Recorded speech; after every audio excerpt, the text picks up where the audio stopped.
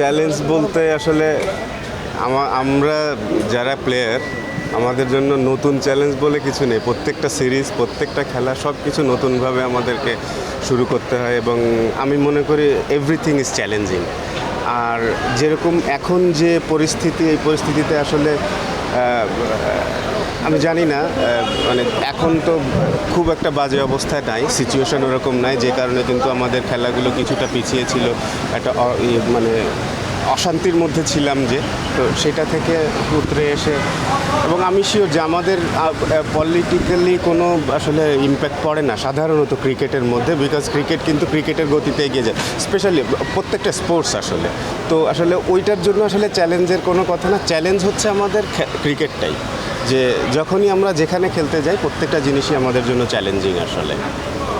খুবই বড় অপরচুনিটি বাংলাদেশ টিমের জন্য, এবং সবথেকে বড় ব্যাপার হচ্ছে যেখানে ন্যাশনাল টিম খেলতে যাবে সেখানে আমাদের এ টিম আগে যাচ্ছে।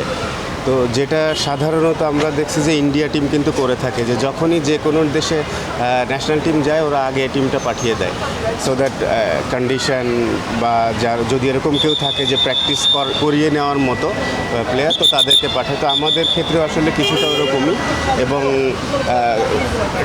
নতুন কন্ডিশন অনেক ছেলের জন্য পাকিস্তানের কন্ডিশনটা নতুন হবে।